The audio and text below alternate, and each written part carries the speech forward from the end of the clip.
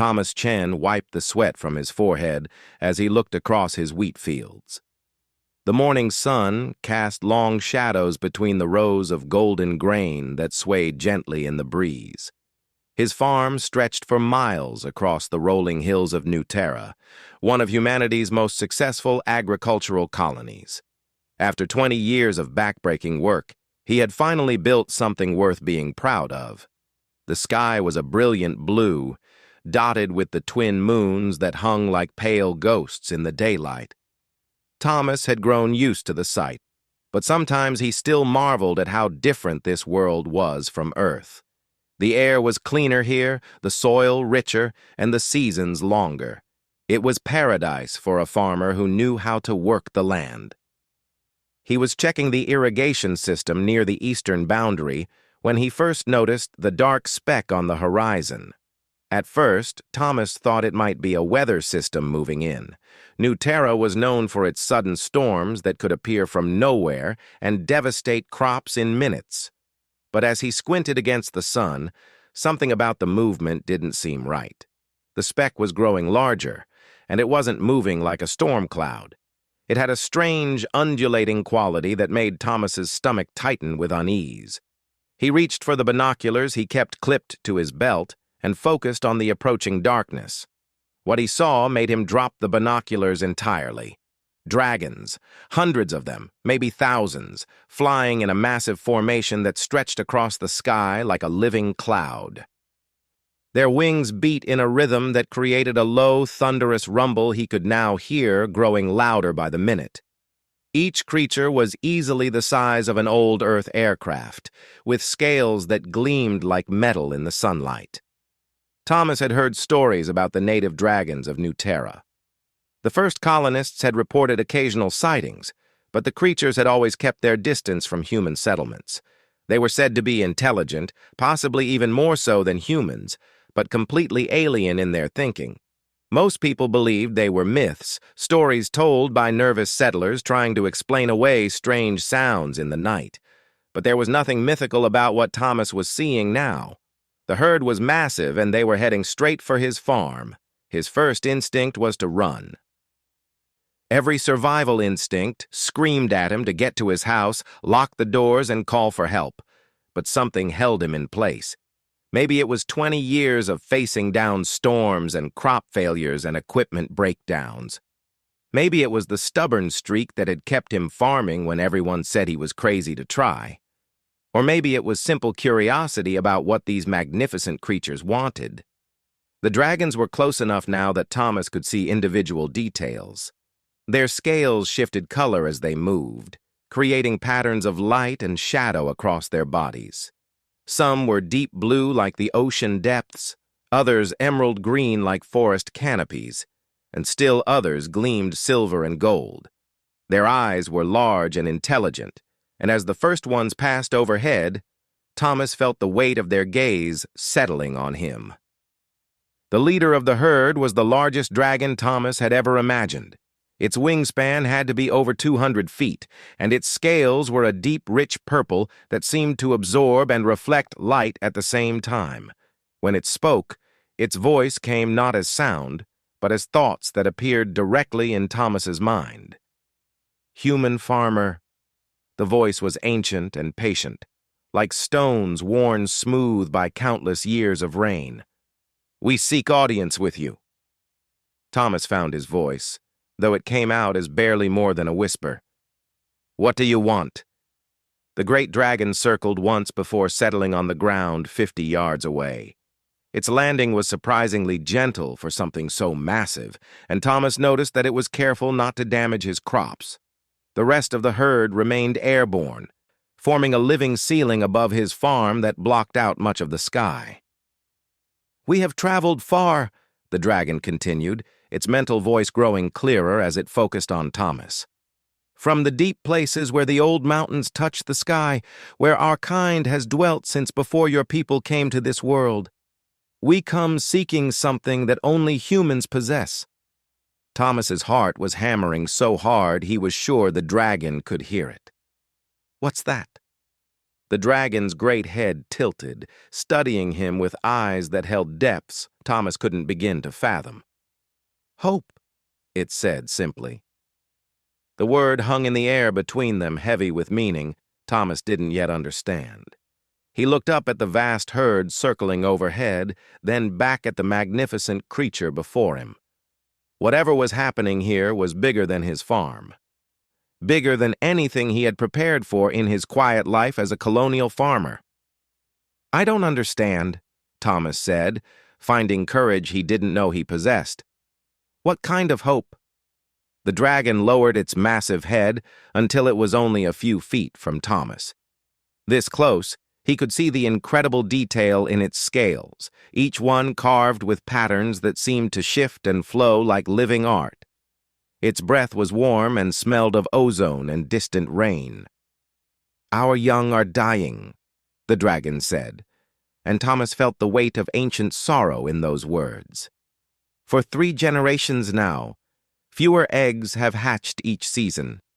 Those that do survive grow weak and fade before they reach maturity. Our wisest minds have studied this curse. Our strongest have sought answers in the far reaches of the world. But nothing we do slows the dying." Thomas felt his throat tighten. As a farmer, he understood the devastating fear of watching life fail to flourish despite every effort to nurture it. "I'm sorry," he said, and meant it. "But I don't see how I can help. I don't know anything about dragons." The great dragon's eyes seemed to brighten, and Thomas sensed something like a smile in its mental voice. "But you know about life, human farmer.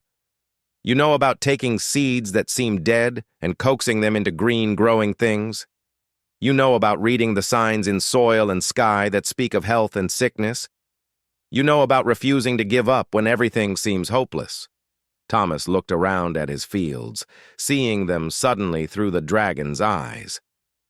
Every row of grain represented a small victory against the challenges of an alien world. Every healthy plant was proof that life could flourish where none had grown before. It had taken him years to learn the secrets of New Terra's soil, to understand how to work with its strange seasons and unexpected weather patterns.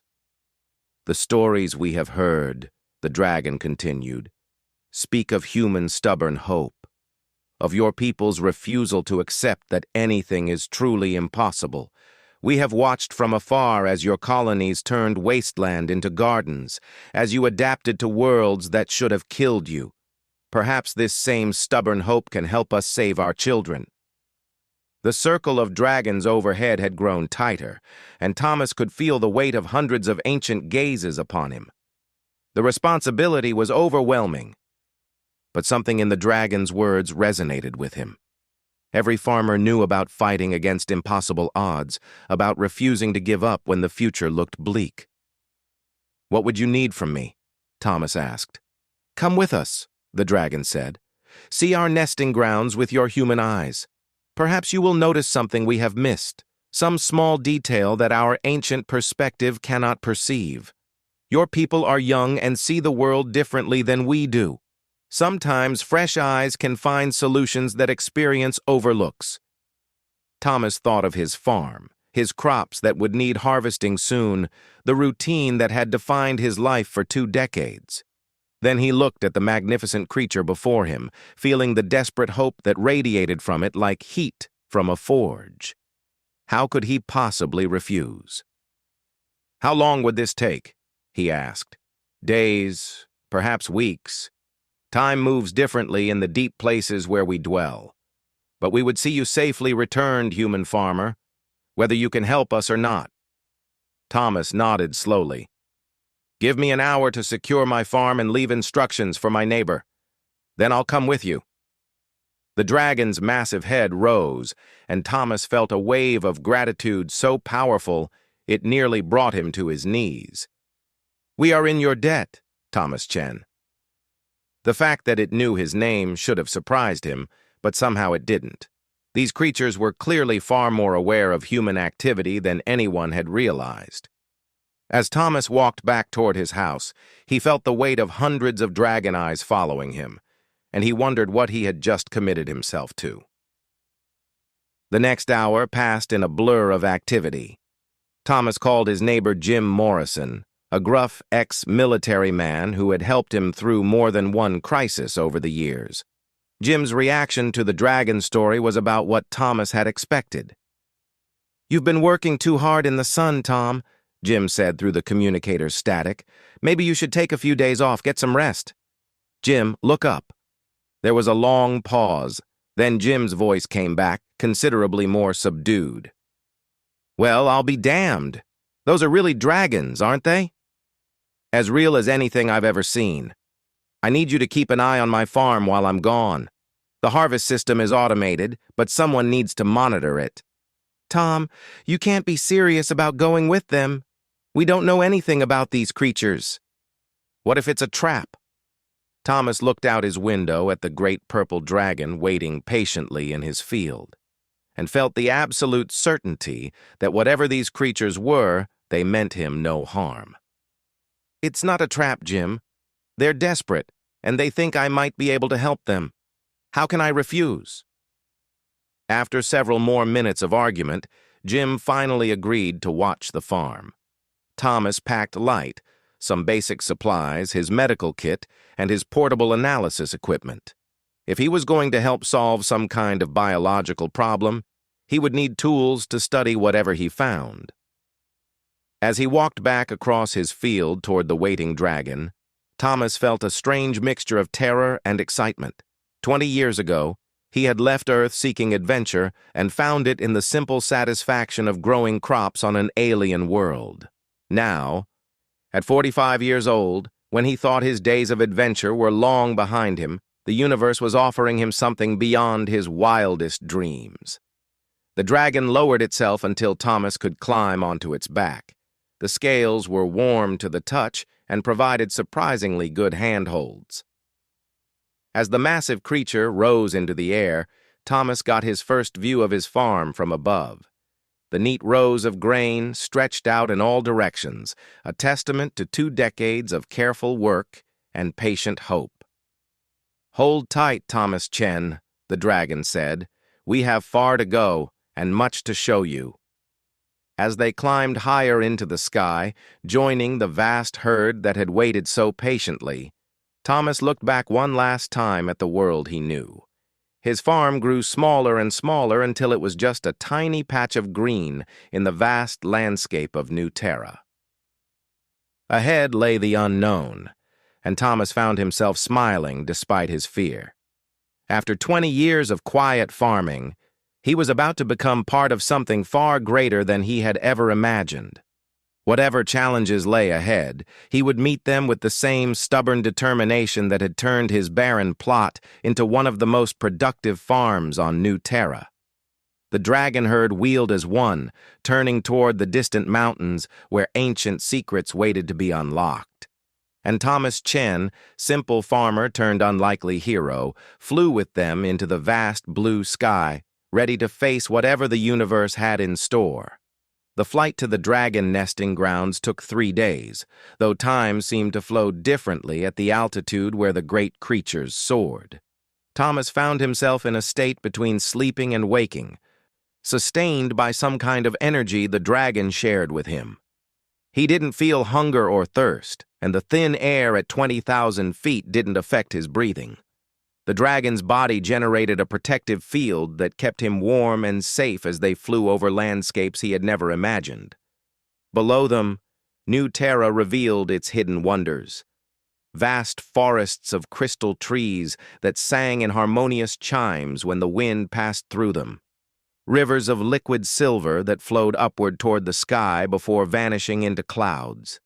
Mountain ranges that seemed to shift and change shape as they watched, as if the planet itself was still deciding what form it wanted to take. "Your world is alive in ways humans don't understand," the dragon explained as they soared over a valley where flowers the size of houses bloomed and closed in response to their passage. "Everything here is connected in patterns your science has not yet learned to see." Thomas absorbed this information with the same careful attention he gave to soil samples and weather patterns. Every piece of knowledge might prove useful in understanding what was killing the dragon young. On the evening of the third day, they reached the nesting grounds.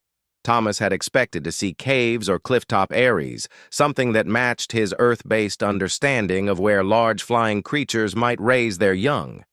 Instead, the dragons descended toward what looked like a massive crater filled with structures that defied easy description. The buildings, if that's what they were, seemed to grow out of the living rock itself. Spiraling towers twisted up toward the sky like frozen tornadoes, their surfaces covered in patterns that hurt Thomas's eyes if he looked at them too directly. Bridges of crystallized air connected the structures, and strange lights flickered in colors that had no names in human language. But it was the silence that struck Thomas most forcefully. In all his years of farming, he had learned to read the sounds of healthy life, the buzz of insects, the rustle of small creatures in the underbrush, the calls of birds establishing territory or seeking mates. A thriving ecosystem had a particular rhythm, a background symphony of life going about its daily business. Here, that symphony was muted and discordant. Where there should have been the sounds of young dragons learning to fly, learning to hunt, learning the songs their species had sung for millennia, there was only a hollow emptiness that made Thomas's heart ache. The great purple dragon landed on a platform of smooth, black stone, and Thomas climbed down on legs that trembled from more than just the long flight. Around him, dozens of adult dragons waited with expressions that would have seemed alien to most humans, but that Thomas recognized immediately. They had the look of farmers watching their crops fail, of parents helpless to protect their children from something they couldn't fight or understand. "Welcome, Thomas Chen," the purple dragon said. "I am called Thessarian by your tongue, though my true name would take hours to speak properly. These are my kindred, the eldest of our people. We have gathered to share with you what we know of our dying time." An ancient dragon with scales like tarnished copper stepped forward. Its mental voice carried the weight of countless years. "I am Vorthak, keeper of the memory stones. For 800 years I have recorded the births and deaths of our people. Come, human farmer, and see what puzzles us." They led Thomas deeper into the nesting grounds, through corridors carved from living stone that pulsed with a faint inner light. The walls were covered with symbols that seemed to shift and change as he watched, telling stories in a language he couldn't read but somehow understood on an emotional level. These were chronicles of triumph and tragedy, of young dragons taking their first flights and ancient ones passing into the eternal dark. They emerged onto a vast platform overlooking the heart of the nesting grounds. Below them stretched dozens of circular pools, filled with a substance that looked like liquid starlight. In each pool, dragon eggs rested on beds of what appeared to be crystallized music, structures that hummed with complex harmonies that Thomas felt in his bones. But something was wrong. Even from this distance, Thomas could see that many of the eggs were dark and lifeless. Others showed cracks and fissures that spoke of structural weakness. Of the hundreds of eggs visible, perhaps only a quarter showed the healthy glow that indicated life within. Each generation for 3 cycles now, fewer eggs have proved viable, Vorthak explained. Those that do hatch produce young that are weak and sickly. They grow slowly, their scales lack proper color, and they rarely survive their first molting. We have lost 90% of our young in the past 30 years. Thomas felt the devastating impact of those numbers like a physical blow. In farming terms, this wasn't just crop failure. It was the complete collapse of a breeding program that had succeeded for thousands of years. "Have you changed anything about how the eggs are tended?" Thomas asked, falling into the systematic thinking that had served him well in diagnosing agricultural problems. "Different foods for the mothers, new materials for the nests, changes in the environment." The dragons exchanged glances that Thomas was learning to read. "Nothing has changed," the Sarian said. "We follow the old ways exactly as they have always been followed." The memory stones contain detailed records of every successful hatching for 20 generations. We have compared our current practices to the historical accounts and found no differences. Thomas nodded, but his farmer's instincts were already working. In his experience, when livestock or crops failed despite following proven methods, the problem was usually something in the environment that had changed without anyone noticing. "Can you show me how the eggs are prepared and tended?" They descended to the nesting pools, and Thomas watched as several dragons demonstrated their egg-tending procedures. The process was incredibly complex, involving songs that had to be sung at specific frequencies to encourage proper development, nutrients that were carefully mixed according to ancient formulas, and temperature controls that required constant adjustment throughout the incubation period. But as Thomas observed, his attention was drawn to something the dragons seemed to consider unimportant. "These crystals that the eggs rest on," he said, kneeling beside one of the pools to examine the structures more closely. "Where do they come from?" "They grow naturally in the deep caves," Vorthak explained. "We harvest them when they reach the proper resonance frequency. It has always been done this way." Thomas pulled out his portable analyzer and took readings from several of the crystal formations. The data that came back made him frown. The crystals were composed of elements he recognized, but in combinations that seemed unstable. More importantly, they were riddled with microscopic fractures that would affect their harmonic properties. "How long do these crystals typically last before being replaced?" he asked. "Replaced?" The Sarian sounded confused. "They are not replaced. Each crystal is attuned to a specific harmonic frequency that develops over decades of use. The older the crystal, the more perfectly it resonates with the songs of life." Thomas felt the first stirring of understanding. "In my farming, I've learned that sometimes what seems like an unchanging system is actually gradually shifting in ways too small to notice day by day. Can you show me where these crystals are harvested?" The journey to the crystal caves took several hours, traveling through passages that led deep into the heart of the mountain.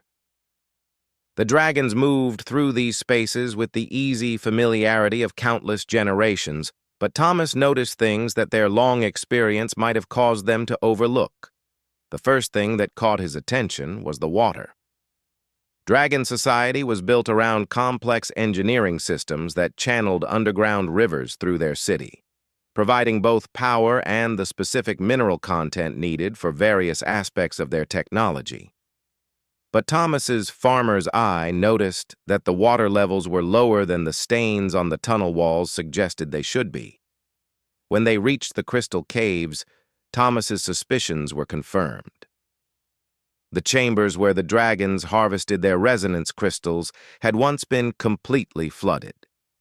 Ancient watermarks on the walls showed that the crystals had originally grown underwater, in an environment of constant mineral-rich moisture that allowed them to develop their perfect harmonic structures. But now the water level had dropped by nearly 10 feet. The crystals they were harvesting were still growing, but they were doing so in air instead of water. The result was the microscopic fracturing Thomas had detected. The crystals were literally drying out and cracking as they formed. "The water levels," Thomas said, his excitement growing as the pieces of the puzzle fell into place. "They've been dropping gradually over the past 50 years, haven't they?" Vorthak's ancient eyes widened as understanding dawned. "Yes, but we assumed it was a normal cycle. Our records show many periods of high and low water over the centuries." "But this time is different," Thomas continued, pulling out his analyzer to test the mineral content of the remaining water. "Look at these readings. The minerals that feed the crystal growth are now concentrated in a much smaller volume of water. The crystals are getting too much of some elements and not enough of others. They're growing faster but weaker." Thomas stood in the crystal cave, his mind racing as he connected the implications. The eggs aren't failing because you're doing anything wrong. They're failing because the fundamental environment they depend on has been gradually shifting for decades. The crystals that support their development are becoming less effective with each generation. The silence that followed this revelation was profound. Thomas could feel the weight of ancient minds processing information that challenged everything they thought they knew about their world. But if this is true, Thessarian said finally, then how do we fix it? We cannot simply create more water or change the mineral balance of entire underground river systems.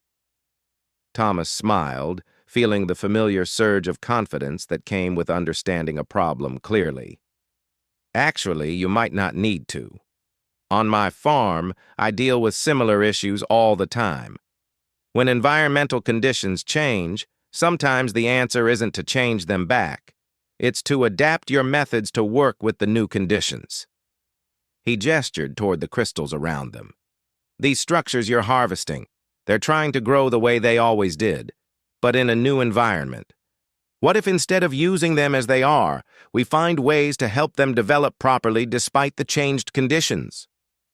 The dragons looked at each other with something Thomas was beginning to recognize as hope. For the first time since his arrival, he sensed that they believed their situation might not be hopeless after all. "Tell us, human farmer," Vorthax said, "how do your crops adapt to changing conditions?" Thomas grinned, feeling more at home in this alien cave than he had since arriving.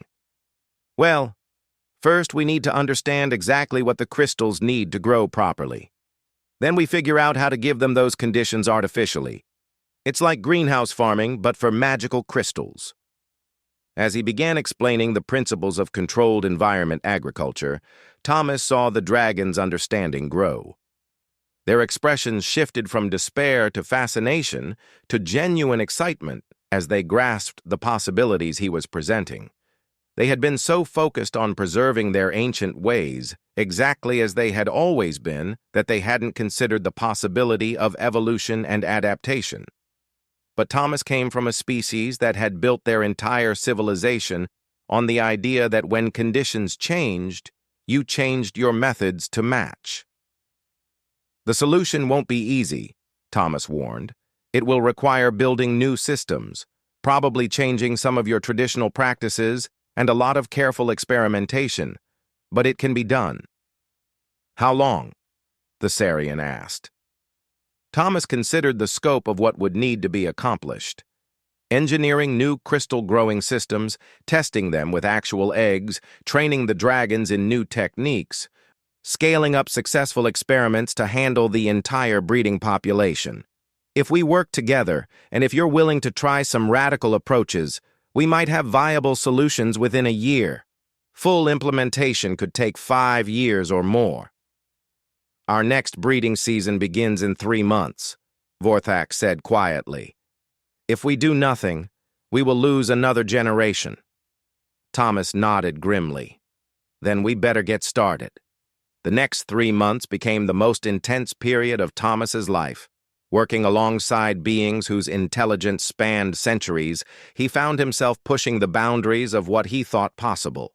The dragon's vast knowledge combined with his practical problem-solving approach created solutions neither could have achieved alone.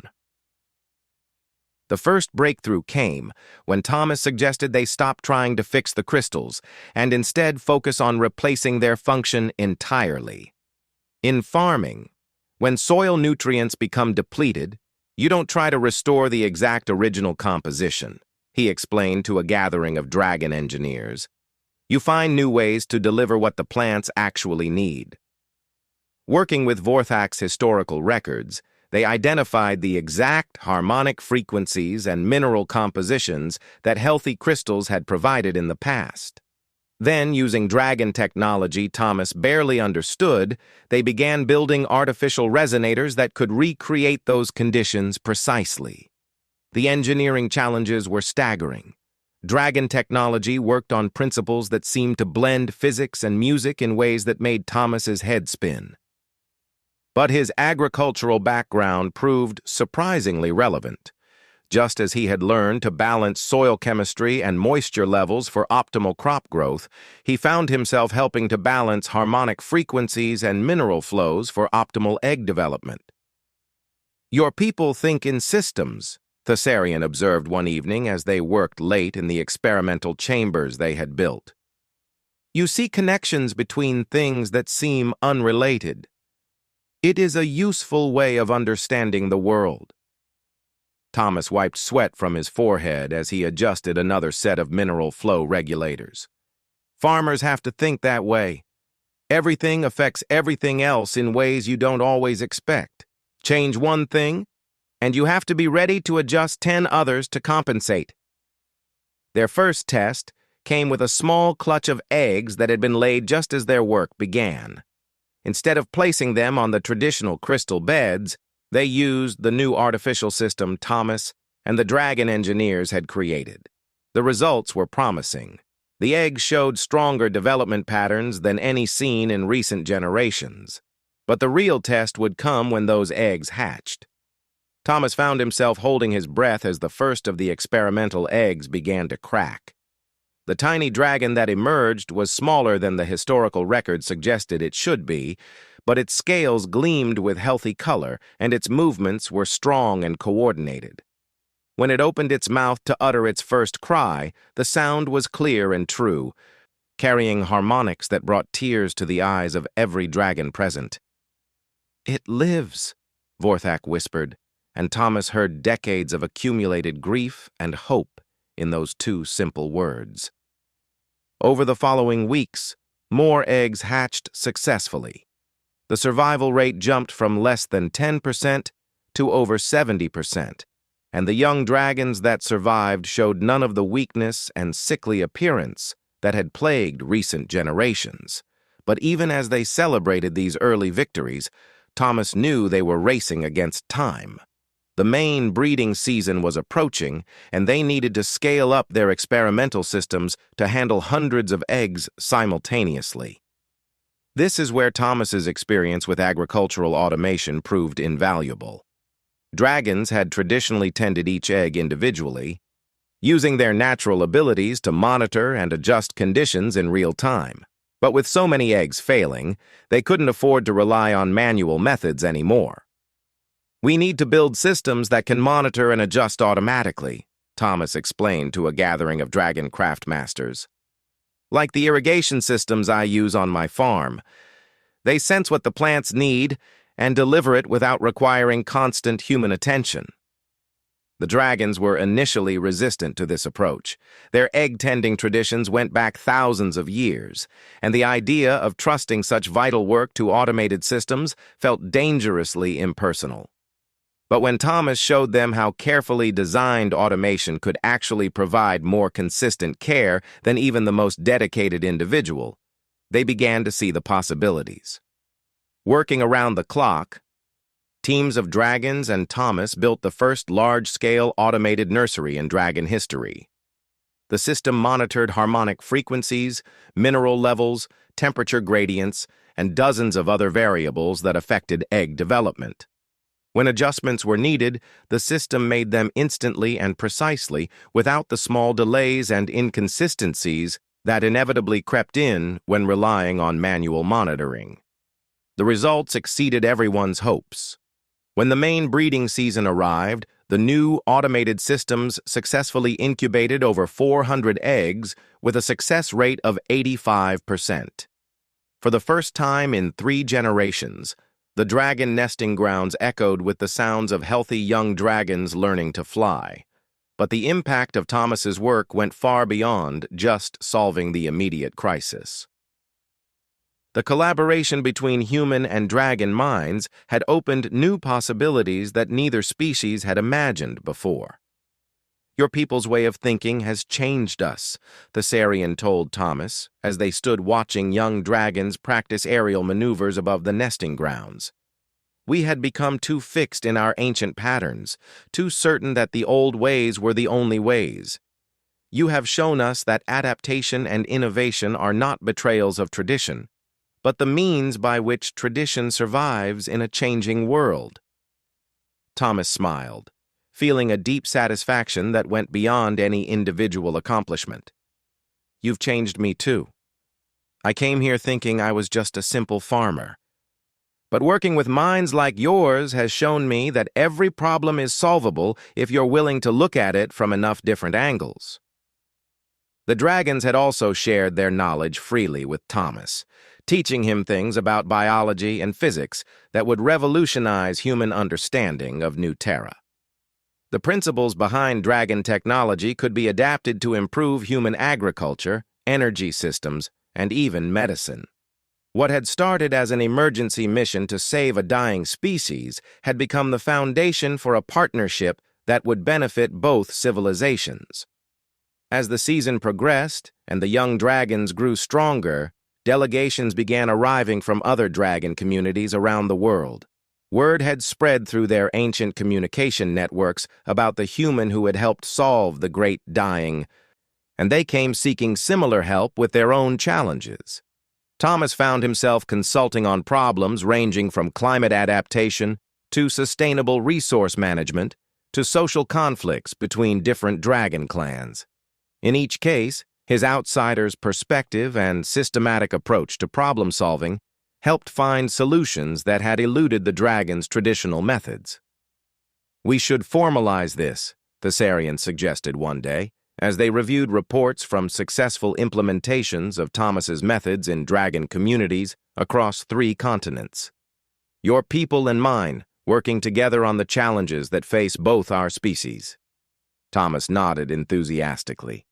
"A joint research program, humans learning from dragon wisdom and dragons benefiting from human adaptability. We could share knowledge about sustainable development, environmental management, even space exploration eventually." The idea grew into something much larger than either of them had initially envisioned. When Thomas finally returned to his farm months later, he brought with him the foundation documents for the first interspecies research alliance in known galactic history. His neighbor Jim was waiting for him when he landed, his expression mixing relief with undisguised curiosity. "Tom, you've been gone for 8 months. Your farm's been running itself perfectly thanks to the systems the dragons helped me install, but I have to ask, what the hell have you been doing out there?" Thomas looked around at his fields, seeing them with new eyes informed by months of working with alien minds on impossible problems. The neat rows of grain looked exactly as he had left them. But everything else had changed. He was no longer just a farmer on a colonial world.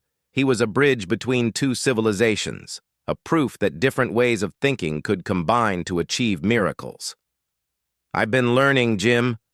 Learning that there's no problem too big to solve if you're willing to work with people who think differently than you do." Over the following years, Thomas's farm became the unofficial headquarters of the Human Dragon Collaborative Research Initiative. Dragons regularly visited to study human agricultural techniques, while human scientists came to learn about dragon biotechnology and environmental management. The partnership proved incredibly fruitful. Dragon knowledge of biological systems helped humans develop crops that could thrive in previously hostile environments, while human engineering expertise helped dragons build more efficient and sustainable cities. Together, they tackled challenges ranging from planetary conservation to asteroid mining to the development of faster-than-light communication systems. But perhaps the most important outcome was less tangible but more profound. The success of human-dragon cooperation became a model for how different intelligent species could work together. When New Terra was contacted by other alien civilizations, the established partnership between humans and dragons provided a template for peaceful and productive first contact.